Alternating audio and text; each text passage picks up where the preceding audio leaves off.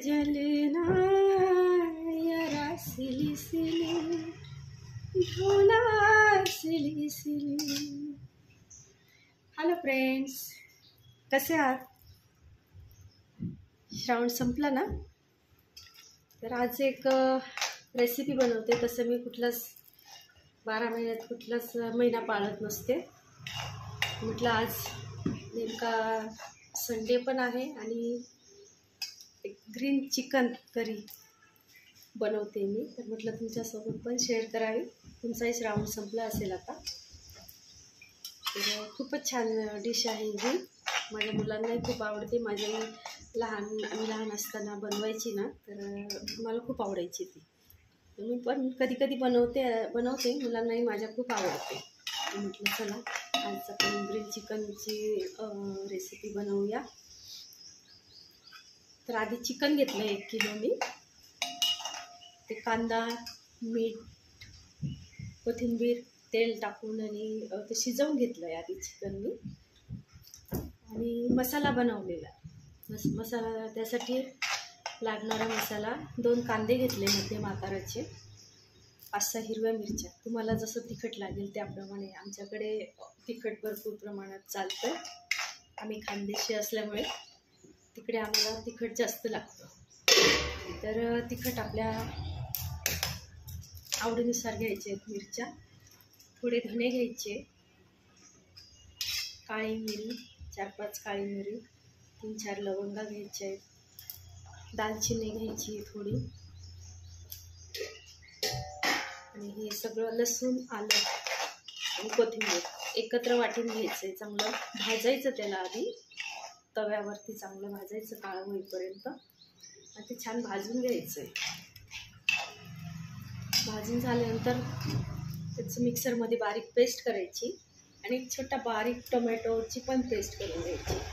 आणि चांगलं तेल तापलं की त्यात हा मसाला, ग्रीन मसाला जो मी बनवते आता, तो चांगला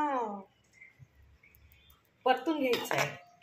चांगलं तेल सुटेपर्यंत खूप वेळ त्याला 10 ते 12 मिनटं छान परतवायचं। आणि हे चिकन मी इथे शिजवून ठेवलेलं आहे। तर तुम्ही याप्रमाणे मसाला तयार करून, छान मसाला झाला की त्यात आपण आता हे शिजवलेलं चिकन, दिसतंय का तुम्हाला? हे चिकन मी यात टाकते। बघा, चिकन मी त्यात टाकते मसाल्यात। खूप चांगला त्याला मसाल्याला फ्राय केला आहे। चिकन पूर्ण त्याला टाकलेलं आहे, आणि त्याला थोडं एक 5 ते 7 मिनटं उकळी येईपर्यंत त्याला शिजवायचं आहे। तुम्हाला जेवढी ग्रेव्ही पाहिजे असेल तेवढी तुम्ही त्यात टाकू शकता। हे ग्रीन चिकन आपलं तयार होतंय।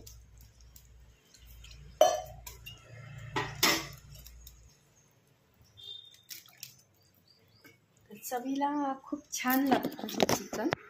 तुम्ही एकदा नक्की बनवून बघा। म्हटलं जरा माहिती होईल तुम्ही बनवता की नाही ग्रीन चिकन।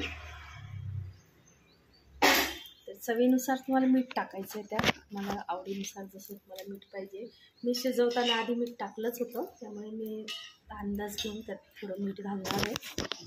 आणि भाजी आपली पूर्ण झाली तयार की त्यात थोडी वरून कोथिंबीर टाकून डिश सर्व करायची आहे। खूप टेस्टी भाजी होती ही। अशा पद्धतीने एकदा आपण काळं चिकन किंवा लाल चिकन वेगवेगळ्या प्रकारचे मसाले वापरून बनवतच असतो, पण ही रेसिपी जरा वेगळी। आणि हो, खोबरं पण टाकलं आहे बरं का त्यात, थोडं मी विसरले सांगायला। खोबरं पण भाजून घ्यायचं आहे, सुकं खोबरं भाजून मिक्स करायचं। किंवा तुम्ही वरून सुद्धा ते भाजी झाल्यानंतर सुद्धा तुम्ही गॅसवर थोडं खोबरं भाजायचं आहे, आणि त्याची बारीक पेस्ट करून नंतर सुद्धा तुम्ही भाजी झाल्यानंतर त्यात टाकू शकता। त्याची अजून वेगळी चव येते गॅसवर खोबरं भाजलेली। तर बघू शकता तुम्ही, खूपच सुंदर अशी भाजी झाली आहे आज। श्रावण संपला, म्हटलं चला तुम्हालाही दाखवूया। तर नक्की ट्राय करा।